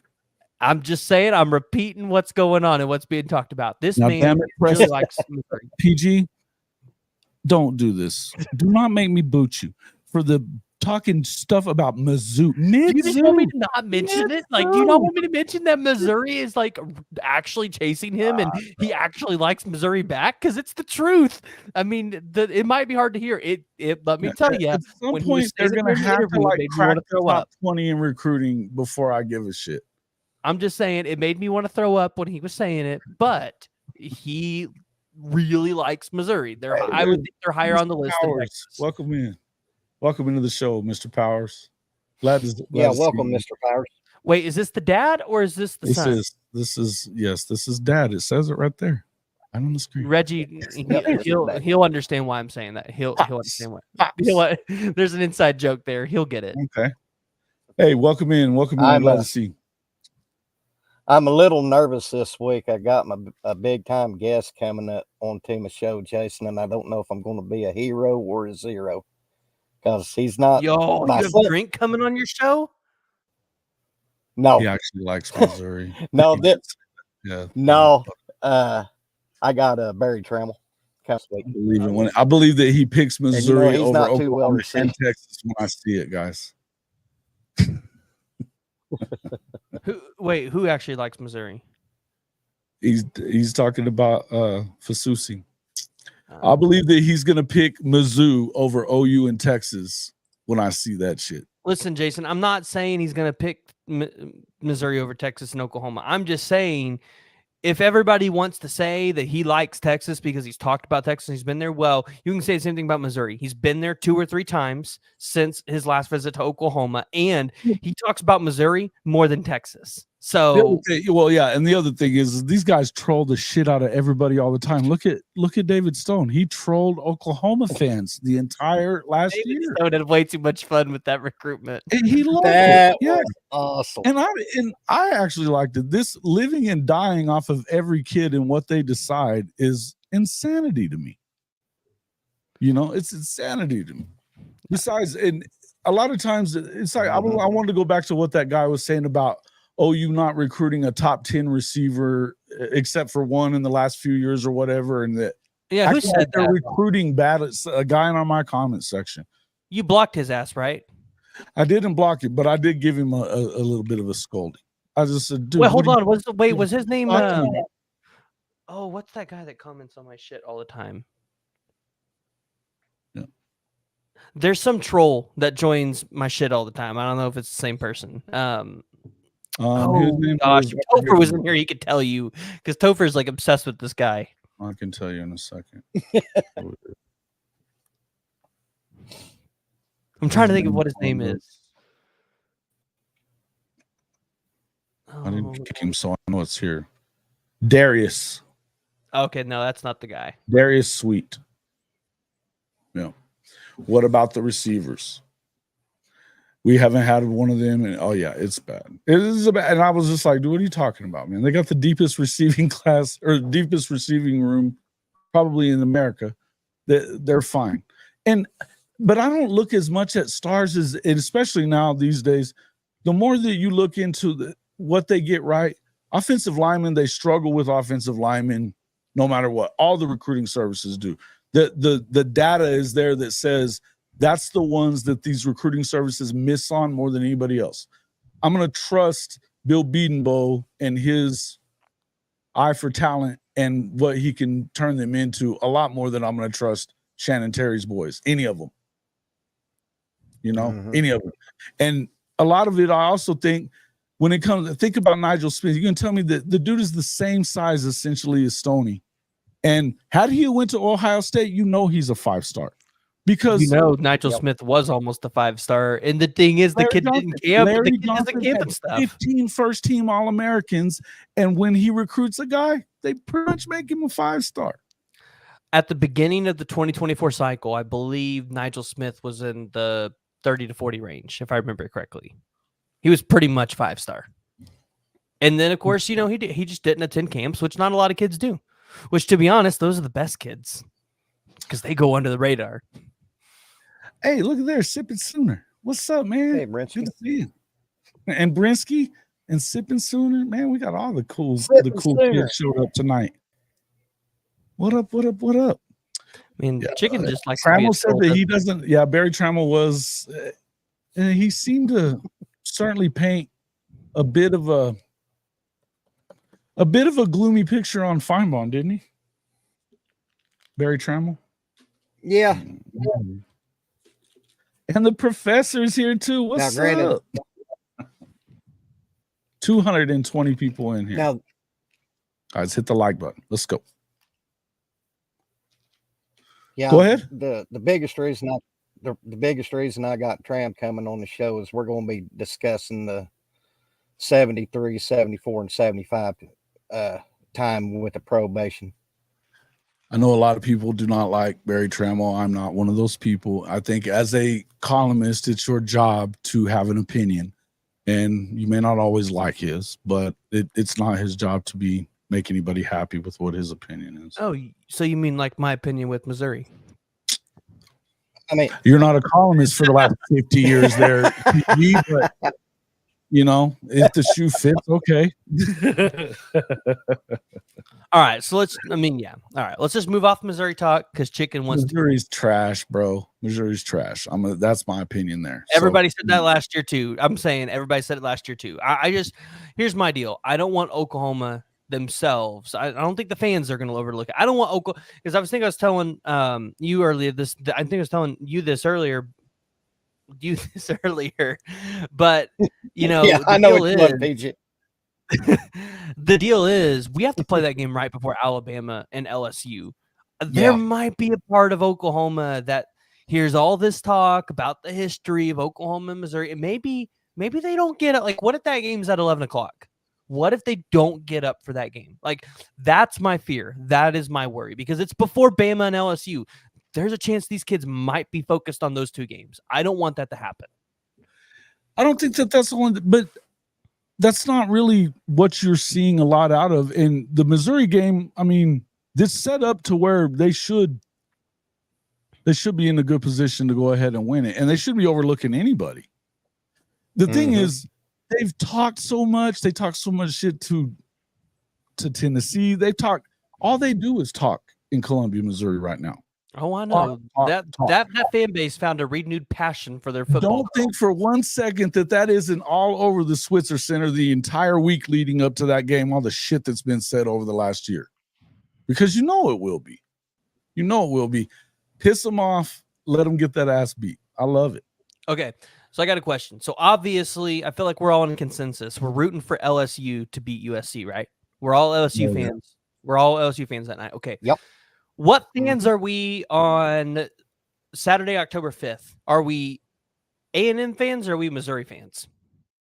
Because they play each other. What fans Can are they we? both lose? Can they both lose? Yeah, that's one of those. Yeah. I mean, Can they both lose? But I think that there's that for them to win 10 games, this year, you got to assume that they're going to beat A&M. I wouldn't assume that. I think that A&M got better when they got rid of freaking Jimbo. I think they got better. Okay, right? I mean it's at A&M. It's a tough game, but like, so they play. Okay, so they play Murray State, Buffalo, Boston College, and Vandy. That should be 4 wins, right? I think we're pretty assumption that's 4 wins right there in a row. And then let's say they lose to A&M. Missouri, PG? Yeah. So they lose to A&M. They have to go, which is so weird. They have to go to UMass. Yeah, but I don't care about their in-conference games that I can see them. All you got to do is lose 3 and you don't win 10. Okay, no, but their schedule is really easy though. Okay, so I mean they're going to win. They got to play Oklahoma and they got to play Alabama and they got to play. Okay, hold on, hear me out. Hear me out. So 5-1. Let Auburn at home. I mean, is Auburn going to be that good next year? Are we sold? Auburn's on the same tier as Missouri? Not really. And since it's in Columbia, wait. Not on the same tier as Missouri? Yeah, I think they're on the same tier as Missouri. No, that's what I meant. That they're on the same tier. So I mean, since it's in Columbia, they could lose that game. Yeah, but I mean, let's just say let's give it to Mizzou since it's at home. Who's a better coach though? Drink or Freeze? Don't you say Drink or you're gone. Freeze, but I don't think Freeze has. The Freeze don't have a damn quarterback. You Freeze don't have a quarterback. That's my concern with Auburn too. I can see them winning it. All I'm saying is, would it really surprise you if they lost that game? I'm not saying that. It wouldn't surprise me. But they're not going to win. But would it really surprise you? No, it wouldn't surprise me. But for the sake of argument, let's give it to them because let's say they lose at Bama and they lose to Oklahoma. But their last 3 games of the season is at South Carolina, at Mississippi State, and Arkansas. Mm-hmm. I mean, that's the easiest 3-game stretch you've ever seen in your life in the SEC. Hold on, though. Arkansas got them a quarterback, and they did get them a coach by then. Brother, Sam Pittman going to be fired. Hold on. Sam Pittman that doesn't matter because guess who will be the head coach then and is already going to be coaching this quarterback? Bobby Petrino. Bobby Petrino. Yeah. You don't think that Bobby Petrino's a better coach than Drink? I don't know. Shit. Come on, man. You can't tell me that dumpster fire is. And that is a freaking. That's a rivalry for them. That's a rivalry game. It matters to them. And Drink's been talking shit to them and posting. He even put up a freaking billboard in the middle of the state. Shit, tickets are only $36 for that game. I think we should go just for the fucking shits and giggles that game's going to be. It could be fun. But I'm just telling you. Yeah, I would not be surprised. Again, would it surprise me if Mizzou won? No. But it wouldn't surprise me if they lost. Here's the deal. Let's just say they only beat Murray State, Buffalo, Boston College, Vandy, UMass, at South Carolina, Mississippi State, Robert Arkansas. Steele's That's crazy. still 8 wins. 11-1. You're insanity. I didn't say 11-1. Never said No, that. no, I'm talking about Robert Shear. Go ahead, continue. That's still 8 games if they just win those games and lose to A&M, Auburn, Bama, and Oklahoma. Yeah, are you a Mizzou fan there, Shear? No, I'm talking about Robert Shear now. I'm going to continue saying mid-zoo because they are mid at best. hey, if they win 7-8 games, is that mid for Missouri or is that good for Missouri? Because last year, I think you call that special. They got lucky, man. Last year was special. They got lucky. They had a freaking they played the third string quarter. They were losing in the fourth quarter against the third string quarterback from Ohio State. Arkansas versus Missouri is okay. Yeah, I can see it. Great value Bedlam. I can see it happening. I can see it working out. That is bad because 8-4 is probably a very realistic record. Sharp. It's probably for Mizzou. Yeah. Mm-hmm. Just, I mean, looking at their schedule, 8 wins is, I mean, if they don't win 8 games, look, I got a hell of a lot more, have to go. I got a hell of a lot more trust in them winning 8 than I got them winning freaking 10 or 11. Okay, I mean, I'm not saying they're going to win 10, but like 9 games is not out of the stretch for Missouri. I mean, if they win, if they have 8, bet the under there, Rich. Bet the under. Yes, chicken. I live in Oklahoma. I live in Mustang, actually. Thank you very much. I know you want to roast me, but yeah, this is another guy. Hey, good. I like this rhyming lemon. Ms.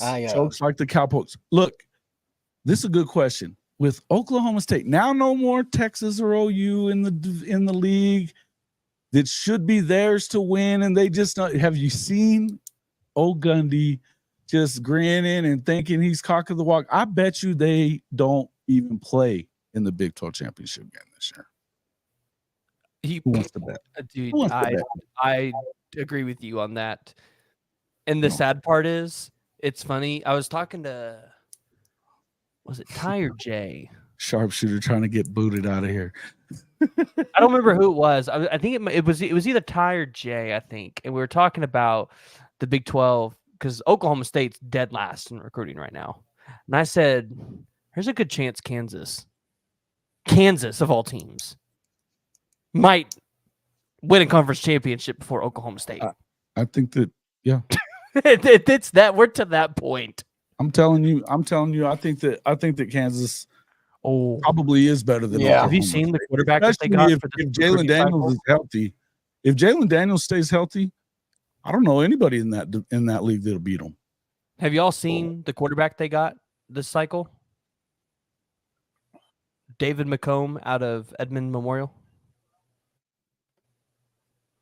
LSU and K-State. No, LSU. Oh, what are we talking about here, Richard? Here are 2 surprises: LSU and K-State. They lost to LSU, bro. Mizzou lost to LSU. Man, I will say though, did you watch that game last year? Did you watch that game last year? That Missouri, that was a fun game. Yeah, only because LSU had the worst defensive coordinator in the country. I'll say though that I watched that Georgia Missouri game too. That was a fun game too. I'm not sure. Watching Georgia sweat a little bit to Missouri was a lot of fun. That brought me some enjoyment. Yeah, so a lot of people are a little pissed at Barry, I guess, this week. You know, a little pissed at Barry. I agree with Rhyming Lemon up here. $100 Colorado beats Oklahoma State. I'd take that. $100 Colorado beats Oklahoma State all day. I think they do too. Yeah, they got a much better quarterback. They got a much better quarterback. That wouldn't surprise me. Hold on. Do they actually play each other this year? Is one of the best players in the country, guaranteed day one. Hold on. Does Colorado play Oklahoma State this year? They believe they do. Because I've never been to Stillwater, but I will show up for that game. Yeah, at Stillwater. They are playing them in Stillwater. Yeah. Oh, Jason, we got to go. You And ain't they missing nothing. they're also playing. They're lucky that they get Utah at home as well, but I think that Utah kicks their ass too. Oh, no, they have to go to Colorado. Oh, well, they're definitely going to get beat then. Jason, you want to go to that game? Hell yeah, let's go. It's in Boulder. Oh, It's in Boulder, dude. Let's go. Like, Hell yeah, let's go. It might be tough to get a ticket, but it probably will be tough to get a ticket. And I don't have a buddy there anymore. I've been to Folsom Field 3 or 4 times. we can see if we can see about our boy Dave might be able to hook us up there. Depends on how good they are at the end of what time of the year are they playing them? It's gonna be the last game of the season, 11/29. Oh yeah, Which is Oklahoma LSU, but I think Chicken was watching. No, well, I'm already going to be in. I ain't going to Baton Rouge. Fuck that shit. I am going to Baton Rouge. No, fuck that. I ain't. Those fans are terrible. I ain't care gonna about go I'm when going to it's Baton an 8 Rouge. o'clock game and we have to go sit with all those LSU fans. So Okie Light gets beat by K-State. I think they probably lose to BYU. OSU loses to Arkansas. Did they go to BYU? They do, Mm-hmm. but I don't think BYU is going to be. Arkansas is going to go on the road and beat Oklahoma State, but they're not going to go on the road. They're not going to go on the road and beat Mizzou. Come on. Okay. They definitely lose to Utah. They definitely lose to Utah. They're losing to K-State. That's 2 losses. They lose to Colorado. That's 3. I don't know if they beat BYU or not. That BYU team is just bad. Yeah, they should. BYU is just bad. State is going to fall on their Salt face. You Lake know, like that. Okie Light will fall on their face. However, though, it also would not shock me to see Mike Gundy win 9 or 10 games. That wouldn't shock me either, because that's just the most never Mike know. Gundy thing. You just never know. No, but they have the expectations to this year. He doesn't do great with expectations. I'm not gonna lie, like I feel like Mike TCU is going to be better. TCU is going to be better than they were a year ago, and they didn't have to play them, so they wouldn't know. But hell, K-State beats them. West Virginia was pretty good last year. They're going to be better. I mean, do they win they're at on the road. Tulsa? Huh? Do they win at Tulsa? Good question. Probably, yeah, but they should. If they don't, that would be hilarious. Man, Oh, I'm not gonna lie though. Oklahoma State's got a tough schedule. So they got Utah at home, Arkansas at home, at K-State, at BYU, at Baylor, at TCU, and at Colorado. Yeah. Look, I don't think they play for the conference championship game. No, y'all be nice to my boy, Arizona. man. It'd be Y'all like be nice to our Utah. boy PG. It'll be Utah, Arizona, K-State. I don't think Colorado's good enough to play for it this year. I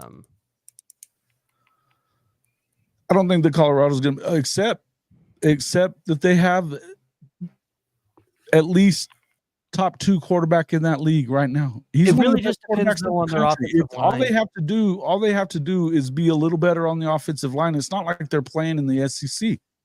Yeah, Colorado can be a problem. They can be a problem. Arizona's going to be a problem. They don't have to play Arizona in I just need to see it. For Colorado, I need to see the offensive line get that much better. Because it's not like they have. Well, they a got an built- offensive line coach from Oklahoma. Yeah, but it's So not and they've recruited it pretty well. It sounds like we'll see. Yeah, I mean, Jordan Seaton's going to be really good for him, but I mean, the other guy, if they come out and their offensive line looks really good, the first 4 games, yeah, like I think we're talking about Colorado potentially playing for it. 6-6 is a good expectation. Richard had it in the chat. 6-6 is a good expectation for Colorado. Oh, look at what just happened here. Prinsky goes into timeout, talking silly shit. Said Missouri's going to beat Oklahoma 42-7. That's a timeout. It just gotta happen. That sounds like a nightmare. That sounds like a nightmare. Well, can you imagine? Let's put ourselves in a world for a second where Missouri just beats Oklahoma. Not even like beat them that bad. Let's just say they beat Oklahoma. Let's put ourselves in a Twitter world where that happens. Are you trying to get a timeout too? No, I am not trying to get timeout. I'm just trying to put the importance of why Oklahoma needs to win that game. Not 'Cause gonna be a one-score. deactivate my damn Not gonna be a Twitter one- account. Richard Shear, buddy, not happening. Yeah, next got to stay. Freaking riot. There's no way. Hey, look, here's the deal.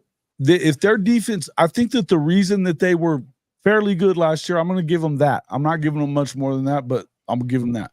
Their defense was pretty good. They lost their 3 best defensive coaches to LSU, who they couldn't beat, and they lost a lot of guys off of that defense too. It's a new defense.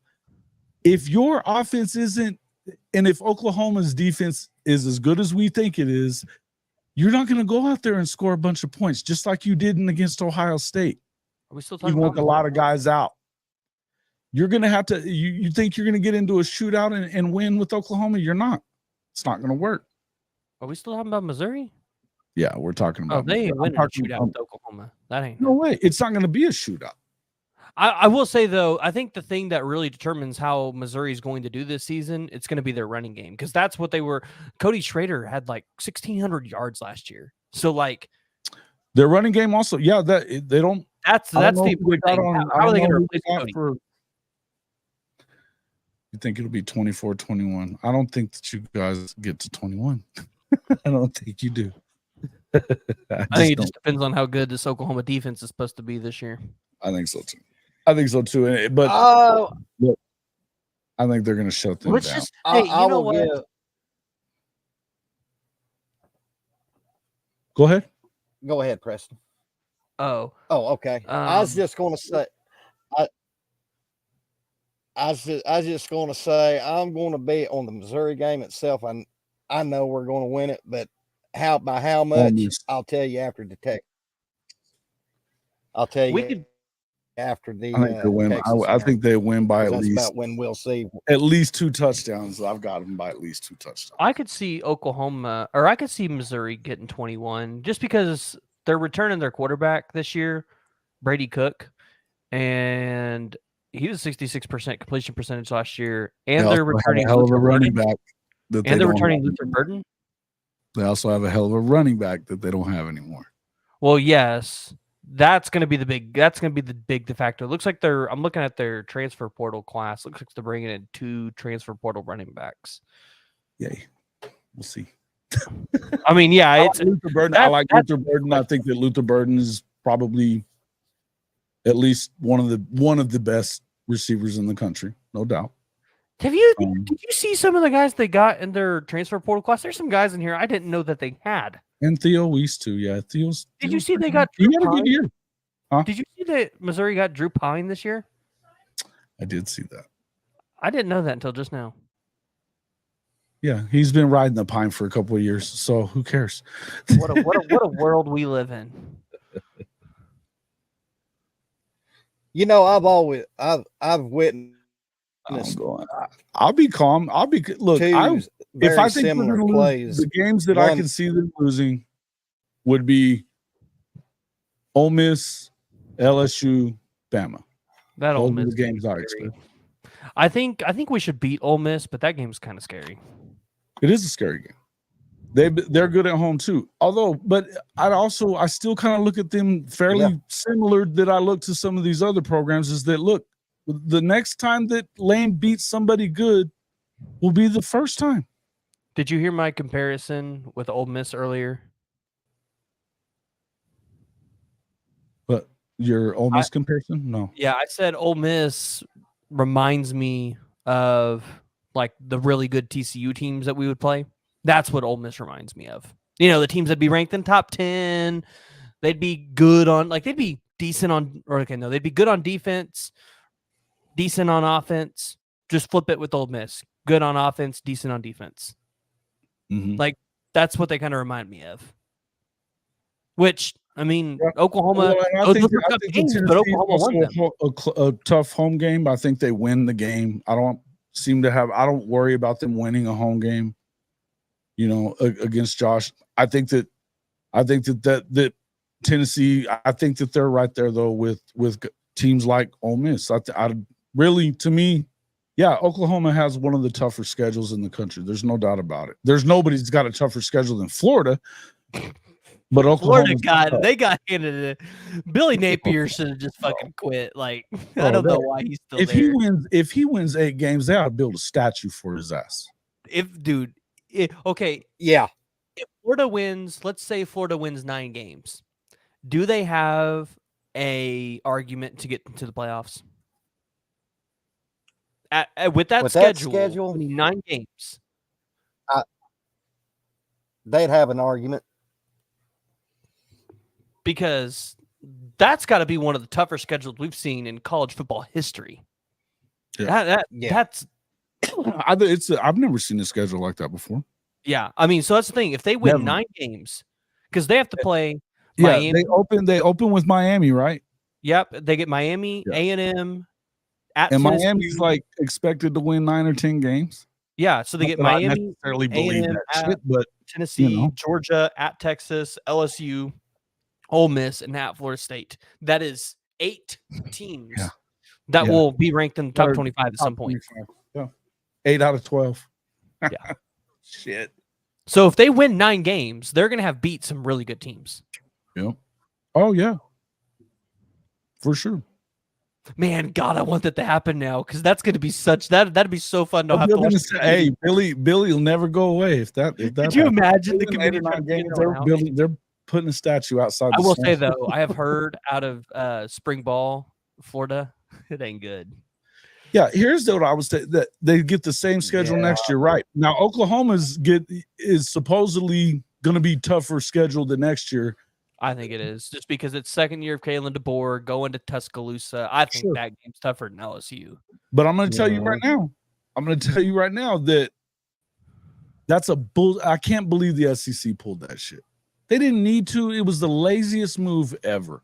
What, to flip the schedule? Swap the schedule around. Yeah. I honestly, I thought that's what they were going to do from the beginning. I didn't know. That's not. They said before that it was going to be you play your rivals or whatever, and then half plays Texas one year, half plays them the next. I mean, are they doing it because they're going to go to 9 games and they're doing it because Texas wants to freaking play Vanderbilt and Mississippi State and Florida for 2 years in a row. I did say this the other day though. Let's say 2026 and 2027. Those are probably going to be the years Oklahoma needs to really push for national championship, because that's going to be a really easy SEC schedule. Bullshit.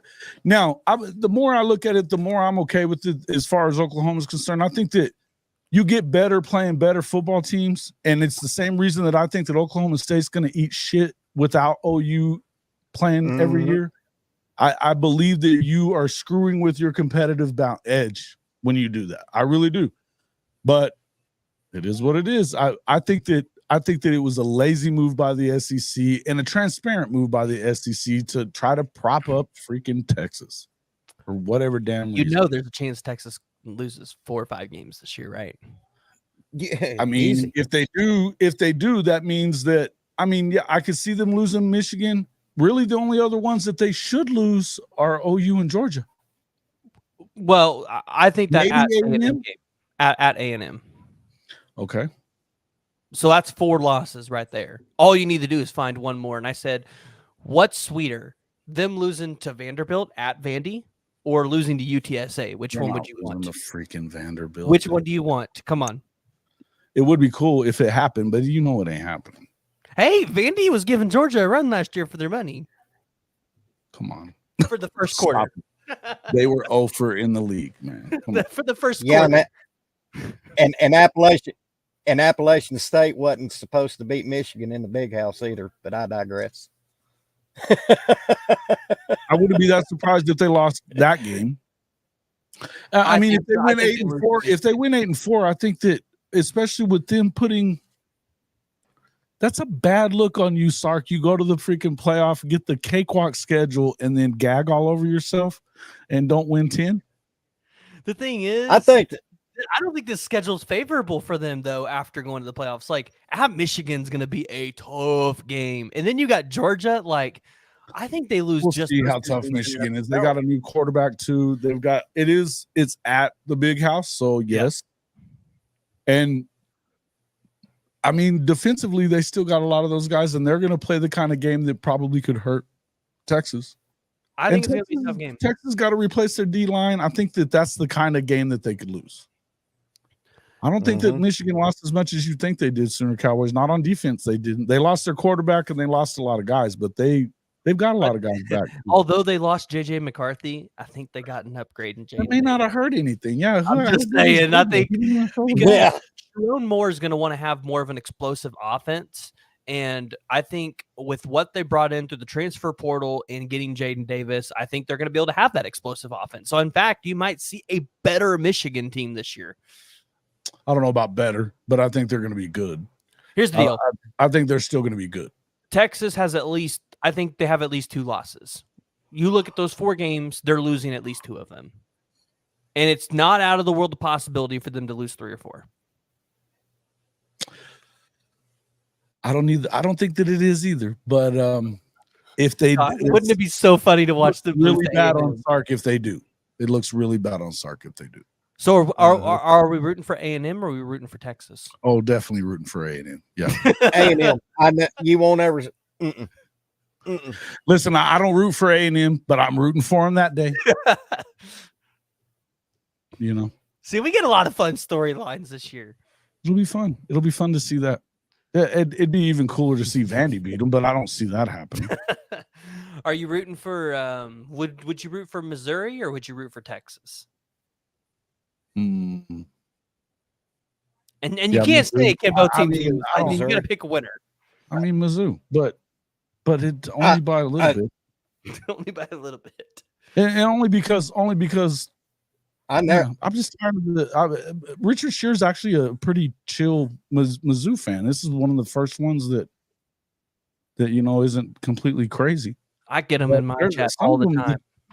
Telling me Susie and Lamont Rogers are all going to Missouri. Yeah, it's bad. Any day that Texas loses, an angel gets its wings. Yes, it does. Yes, it does. I don't know. I'm still torn though on the A&M Missouri game this year because and I want to explain my dilemma here. We aren't losing defensive linemen like hotcakes to Missouri. You're losing them like hotcakes to A&M. So there's a part of me that really wants to root for Missouri in that game. Because I don't want to. The more Texas A&M is bad. DJ Hicks. Who did they get since then? They didn't lose to him last year. Yeah, we did. We lost McKinley. But McKinley. Well, now he's going to LSU. Now he's going to LSU though. Late. You lost another one really late in the cycle. Oh. I'm trying to think who it was. They lost their defensive line coach. I don't know though. I think overall they're going to be better with Elko. Oh, now, I still think they're going to be Texas A&M. I still think they're going to be Texas A&M. Though. I was talking to some recruits that were on campus this weekend with A&M, and these were guys. By the way, let's just preface this: these were guys that were almost going to just not visit Texas A&M again because they didn't like Jimbo, but they were giving them another shot because Elko came in, and they said it's 100% different out there. Mm-hmm. And I'm like, oh, that's not good. The guy freaking went and was kicking people's ass at Duke. Yeah, it's not. Yeah, I don't. The world is better when he had Riley Leonard, and I think Riley Leonard's a pretty good quarterback. And had he not gotten hurt, Duke wasn't going to have the depth that they needed to go any further than they probably did. But I think that that shows you that Elko's a pretty damn good coach. But I still think I think they may be just cursed at Texas A&M also. But they may say, hey, listen, the guy got my vote whenever he said that they're the flagship school of the state of Texas, like on his second freaking time to talk to the media in College Station. That was great. Dude. I loved it when he said that. So who's worse, A&M or Mizzou fans? Because both fans act like they have won so much in so many championships. Like they both they're right there on the cusp. Because I mean, I don't know. Well, when's the last A&M's bad? Like they really think Missouri was in like the 50s or something like that. Was the last time they won? Never won. Time yeah, but with A&M fans, they really act like they have run this conference for God knows how long. They've never done anything. I know, but that's how they act. Oklahoma's won 17 out of 28 meetings. Last time Missouri won a national championship was the year my brother was born, 1958. Hey, Last time who won a national championship? A&M? Missouri. Missouri doesn't have a football national title. Yeah, in 1958 they won the national champ. You want me to wait? Is it a shared national championship? Like, hold on, who gave them that national championship? Because I'm going to have to disagree with you. It's not one that they claim. I seen it. They don't have one. They don't have I'm looking it up. And chicken. It might be an unclaimed, but it's an unclaimed. I was. And I'll give them if they're not like freaking Okie Light claiming national titles in years that the men and all the men were off playing at war, then I'll give them props for that. They've never won a natty. And it was 39. That was also during World War II. Yeah.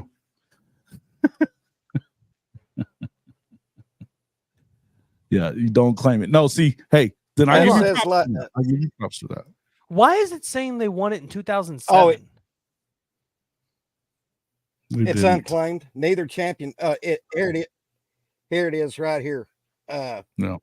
1960 and 2007, but it says here they're unclaimed. So I stand corrected, guys. At least they're not doing the UCF or Okie Light thing and claiming a championship that's trash. Didn't Florida win the national championship in 07? Yeah, for 07, yeah, they beat. Yeah. Yeah, they beat us in the 08 Orange Bowl. 1960 was a paper thing. Yeah, no, I get it. Right.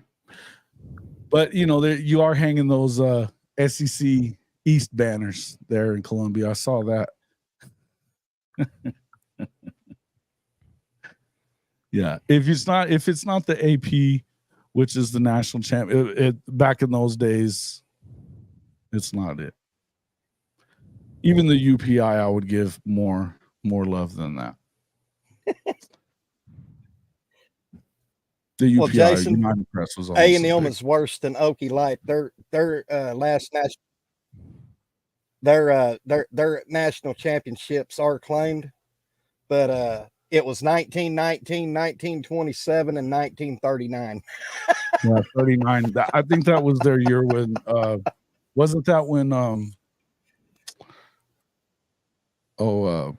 Alabama coach was there. Bear Bryant. I think that was when Bear Bryant was there. 39. Might have been. Yeah, they suck. And here's the thing: their winning percentage in the conference, whether it was the Southwest Conference or the Big 12 or the SEC, it's about the same as it's always been. This is who A&M is. Whether it's Jimbo or RC Slocum or any of those coaches, they just all do about the same. Mike Price, except Mike Price took that 77-0 one right on the chin. Yeah. It is what it is. Yeah. Yeah. OSU claiming a championship that happened when all the men were off at war is pretty funny to me. It's pretty funny to me. Tells you why they really do suck. I do think that NIL for Texas A&M is attractive, but I also think that if you use it as the only way that you're going to get a player, kind of like what we're seeing at Missouri too right now, it's not going to be enough. You have to get the right guys, not just the guys that have the stars. They have to fit you. They have to fit. Good night, fellas. Everyone is going to be in the playoffs. It's spring ball hype. That's true. You have to win. You have to get the right guys to win. I don't know how you could be that excited about Missouri. Is all the last thing I'm gonna say about Missouri. I don't know how you could be that excited about them and drink when they won 5 games twice and 7 once. I mean, come on. And then he wins 11. I mean, I see him going closer to that 7 than I see him getting to 11. It's just me. But We'll see. It is important that they do. I don't think. Look though, but they've got the same schedule too next year. Yeah, I mean somebody loves them somebody's loving them in SEC land. Loving them some drink. We'll see. It's up. Well, oops. What'd you say? What did he say? Chicken. College football does not count until after World War II. Yeah. Listen, man. If you, I mean, I'm pretty sure Army won that national title that they're claiming in Okie-Lightland. The Army did win a national title. They won the war. They won the a war, but I national think they title. were national champions in football that year too. They deserve it. I give it to them. But Okie-Light says it's them. I don't know. The men were off at war. That's all I gotta say. The men were off at war. How are they going to get screwed in number of playoff teams? Nah, I don't agree with that. I think they're going to get what they deserve. I think you're going to get a 9-3. You're probably going to get a 9-3. I think they'd probably get at minimum 3 teams in. And I think I wouldn't be surprised if they got 4. Who? The SEC. I think you see 3 SEC, 3 Big Ten. Okay, yeah. Well, with the 7-5, it gives them an opportunity, but I think they should get 5, you think? I don't know, man. I understand this argument, and here's what I'm going to tell you. Because when the Big 12 ends up with, they're going to have 2 teams that have, you're probably going to end up with one of the conference finalists with 3 losses. Maybe both of them, but I think you're going to have 10 at least. They're going to have 2 losses minimum, both teams that play for the Big 12. So that means then you're going to have at least one team. I mean, yeah, I don't know, man. You end up with a freaking 9-3 conference champion that gets into the playoff over a 9-3 team from the SEC. Yeah, you're going to get people pissed. Ryman Lemon wants the over and under of how many people. The Big 12 is going to beat each other up. It's the one thing I'll give the Big 12 is that it's going to be super competitive. You've got Kansas and Kansas State are both. Kansas can be really good. I think they have one of the best coaches in the country, Lance Leipold. K-State's going to be good. Oklahoma State should be. Arizona, Utah, BYU. I wouldn't be that surprised. Yeah. Chicken, you out of here, man. I'm sorry, I'm laughing, Jason. Talk to you later. Oh, go ahead. We're about there. I'm cool with laughs. Laughs are good.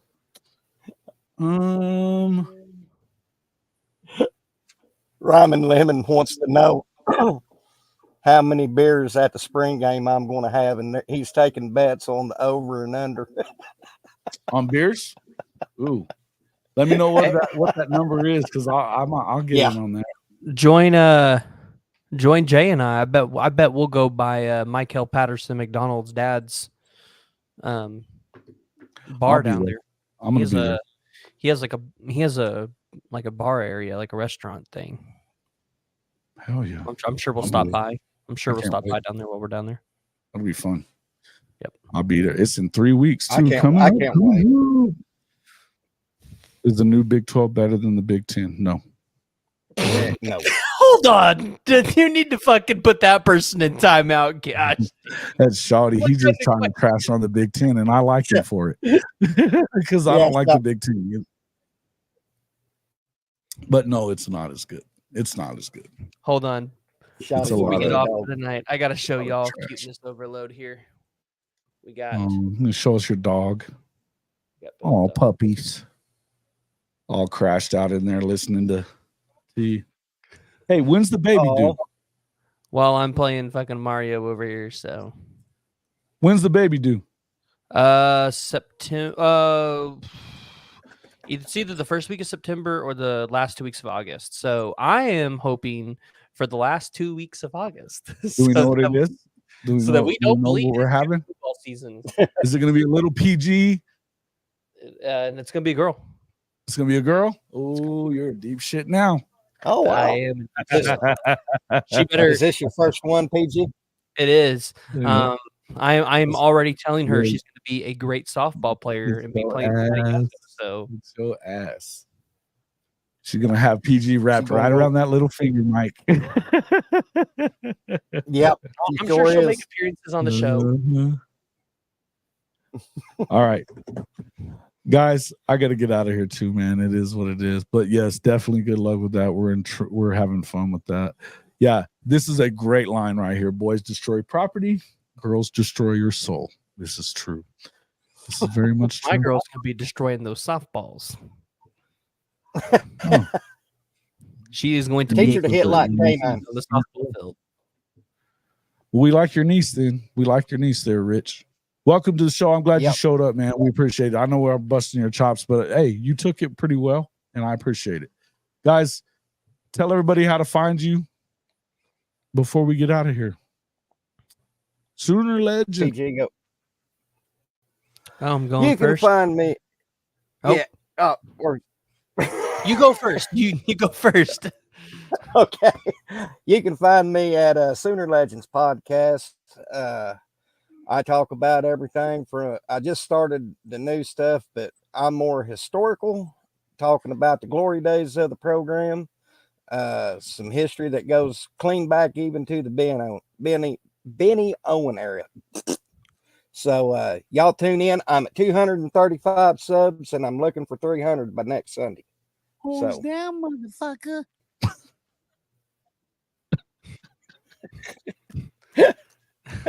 What in the cornbread hell? Did you hear it?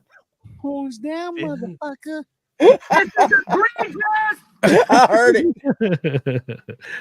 All right, guys. And PG, tell everybody how to find you too. Listen, I'm pretty sure all these people already watched my shit. They know where to find me on YouTube.